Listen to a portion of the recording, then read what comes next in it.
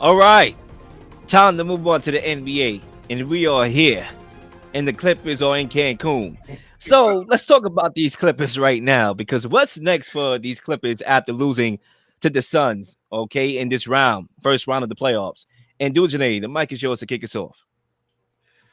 Oh man. Look, I like this team. You know, they're well coached. The problem is here, and I saw your quote that Paul George had made. These guys don't play enough games. I mean, you have to know going into it that Kawhi and Paul George are going to give you 50 games or less. That's been go look at it. Since they've been here, I think the most that they have played is about 58 games, 57, 58 games. So you have to know going into this that that's what you get. I thought the addition of Westbrook really changed the dynamic. Westbrook looked like his old self. He was facilitating, causing a lot of disruption. But at the end of the day, they went up against a team that's a little bit younger in a lot of spots. And those guys can't stay on the floor. They're hurt in the last playoff game when they needed it the most. They could not go. Now, don't get me wrong. I thought that those guys played well not having Paul George and Kawhi Leonard. They played quite well. I think they lost by 6. Yep. So they have a good team. But you have to realize that those two guys are only going to give you 48 to 52 games. Guaranteed. You can guarantee that. Anything outside of that, you cannot guarantee. Now, when that happens and you don't have that cohesiveness throughout the year, especially if it's late in the season, now you're kind of going into the playoffs hoping that things come together. And for a while, we thought, whoa, wait a minute now. They've got Booker over there with the Suns. They've got Chris Paul. But, man, Paul George, Kawhi Leonard, and that squad on the floor with Russell Westbrook, there's no way they can lose the first round. And they went MIA. To the bench they went, I'm hurt, I can't play. And here they are, out of here. So I just say, yes, they have a good team. And as a Lakers fan, they always going to be the Clippers. But at the end of the day, they just have to understand what they're bringing to the table and what they have in those two guys. Now, however you try to manage that with that load management, however you try to do that is up to you if you're going to stick with this. Because I do believe they have a very good team, but it needs to be there when it matters. So whatever you got to do to get those two guys there when it matters, you got to figure that out. Ty Lue's got to figure that out. And again, they lost by 6 points in this final game. So that's Kawhi Leonard being on the floor. That's Paul George being on the floor. They didn't need both of them. They needed one. So whatever Ty Lue got to do to load management to get those guys there so they can play through the playoffs and get themselves to a championship, he's got to do that. And if he feels like that isn't the direction he wants to go, then I think you gotta trade him. You got to get rid of them because they're a liability at the end of the day. And this playoffs proves it. Look at the regular season. It proves it. The amount of games they play just proves the fact that they will never be on the floor for the full duration of a season. So if you're willing to put up with that, then you have to come up with a strategy. Other than that, if you can't, they got to go. Zach? Yeah, so I'm really happy Dujane really built the basis of his statement off of load management and what happened with this team in the regular season. Because one thing that really bothers me is there's no evidence that this load management strategy in the regular season works in the playoffs. Like literally, the Clippers spent all regular season telling us, oh, yep, we're just resting these guys up for the playoffs and they'll be good to go once we get there. And then immediately, boom, Paul George, he gets hurt 2 weeks before. And Kawhi, he plays really good in the first 2 games, and he's nowhere to be seen since. And honestly, like this Clipper team, they're the poster child of load management. Like this isn't the first time. I do believe a big reason as to why the Clippers and this group have not been able to break through in the playoffs is because they don't take the regular season seriously. And then in the playoffs, they're either hurt or when they get there, like they just have no idea what to do. And it's unfortunate because 2 years ago in 2021, that's when I was really impressed with Tyronn Lue. And I was like, okay, this guy's the real deal as a coach because Kawhi tears his ACL and they lose the first 2 games in Utah to a Jazz team that was the number 1 seed in the Western Conference. And they finished that off by winning the next 4 games in a row without Kawhi Leonard and getting to the Western Conference final. Now, once they were there, they were overmatched by Phoenix. And the frustrating part is that team without Kawhi never really had a chance to win. But another big reason why I'm fascinated by the Clippers and the position they're in is because their owner, Steve Ballmer, I think he's very interesting in all this, considering he's one of the richest people in the world and he's almost the NBA comparison of Steve Cohen here in New York, who just brought the Mets. And immediately, like those 2 guys have a little bit in common with their stories and their journeys, considering they both are really rich guys that are almost like fans. Like they want to win more than anything else. And you don't see that from every owner. So I respect that. But as soon as they got there, they kind of realized like, man, it might not be as easy as just spending the most on a team and having them, and they're not just going to win right away. And I think the tricky part here is also the Clippers are the number 2 dog in LA. They'll never be the Lakers, kind of like the Knicks and Nets here in New York, but they're going to open up a brand new arena in a few years. And like, they cannot be irrelevant when they open that arena up. Like they're going to need some star power. So it's a very difficult balance between like, okay, yeah, it might be best long-term to trade one of these guys, but you're probably not going to get appropriate value back considering these guys don't really play that often. And you don't want to be irrelevant when you open up that new building, because the one thing about Steve Ballmer, like when he bought the team, was like, okay, we're not the same old Clippers anymore. The Clippers, literally, guys, like they have not won anything ever. Like they literally have never gotten to a Western Conference Finals even in their franchise history. Like they have never won anything. And when they got Kawhi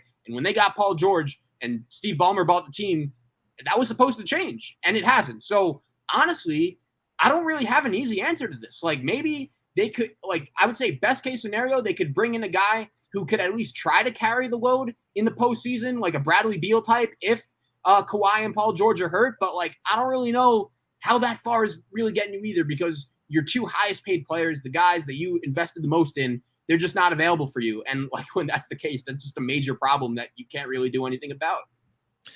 Great takes all across the board right there.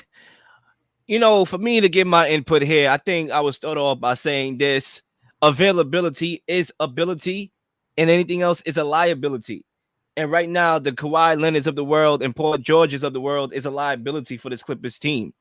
And it's funny because when I look at this series against the Suns, I picked the Suns off the rip, had them in 6 games, right? And I said to myself, after game 1, and I saw Kawhi Leonard go for 38, I'm like, you know what? The Clippers might actually win this series. Then I saw him go for 31, and they lost a close game, but it was a respectable game 2 on the road that I expected them to lose. The Suns had tied. And even then, I said, you know what? I still think the Clippers might win this series. Then Kawhi Leonard goes down. He tears his meniscus, right? And that's another injury that you have to look at. That's another injury history that you have to look at. We know what happened when he was on the Spurs, that injury. I forgot it was the first round against Golden State. He came down on Zaza leg or something like that. He tore his leg up. And then he had the injury last year, the torn ACL last year. And then now this injury is like, you better get off of Kawhi before you can't get off of him. Right? Who's going to want Kawhi? I don't even know if anybody going to want Kawhi right now with his injury history. So I think right now is the best time for you to blow this thing up and try to get some capital back, because he's another injury away from you not getting nada for him. Okay? You need to make that move. I understand you have a new stadium that you reference in Inglewood. You know, you want to sell tickets. You want to be like the Brooklyn Nets. They want to sell tickets. They want to compete with the Knicks. But at least the Clippers, they've been dominating the Lakers. They don't got nothing else to prove. I understand they ain't win a chip, but look at the last couple of matchups. They own the Lakers from like a on the court perspective. They do. They don't have nothing else to prove. And I know you're a Lakers fan, dude, but I'm just spitting the facts. Right? So at the end of the day, you need to blow it up. You talk about the playoffs and how much playoff games they played together. Paul George and Kawhi Leonard, 24-36, 66% of playoff games they played together since 2019. And we all know what happened that first year. They choked.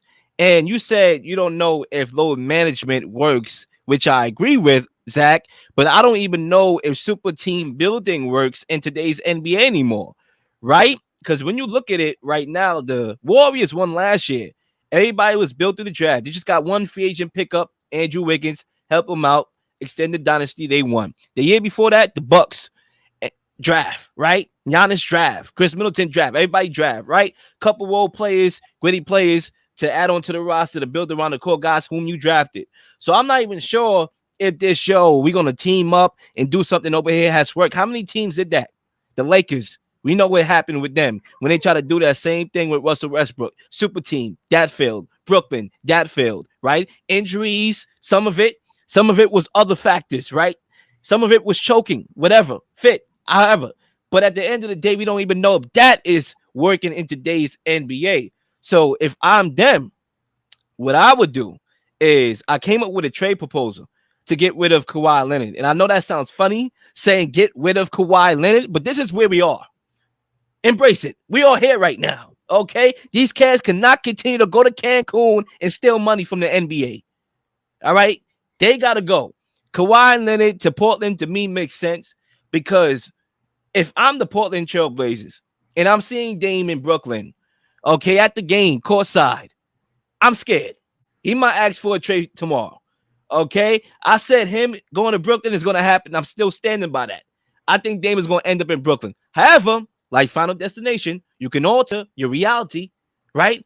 With the snap of your fingers. You know he's unhappy. You know he wants to win. Kawhi Leonard, why not make that deal? I think a package of Anthony Simons, Shaden Sharp, and a couple picks is lucrative to get your rebuild going on. If you're the Clippers, why not make that deal? You see Luka Doncic, he's unhappy. Maybe you do a trade with the Mavericks. For who? I don't know. Maybe Paul George or Kawhi, whoever. You know, you got to take advantage of these unhappy superstars that dictate everything and try to get the full rebuild going because it may come a time you're one injury away again from not being able to get off of Kawhi Leonard's contract and Paul George. You need to embrace it and do it now. Just like a fighter in boxing who's getting the bricks beat off of him, throw in the towel. And that's my take. Well, I'm going to say this. To add to that, so it becomes a little bit iffier whether I even trust Kawhi Leonard in this injury thing. You mentioned the injury in San Antonio. Well, you know, there was a little rift about whether that injury was really an injury. And the San Antonio Spurs and their medical staff was like, we don't agree. So he was a little mad and they shipped him off. So I don't know how hurt Kawhi really is in a lot of cases. Now, injury history is injury history, whether we think it's legit or not. And I agree with you. At some point, you got to figure out what it is that you want to do. And Zach's right, too. You have to play it right because you're going into a new stadium. Lakers ain't going to have no problem. They ain't going to have no problem loading out the stadium. But you, redheaded stepchild, you might have a problem if you don't have any stars on this team. It's funny because they might be on the bench for most of these games anyway. Exactly. Right? So it doesn't even matter to me. You have to figure it out. And like you said, you got two stars out there. I'm not a big Luka fan. I think he's more about himself than about the team. I don't think he makes anybody around him better. But at the end of the day, you have to figure out what it is you need to do to upgrade.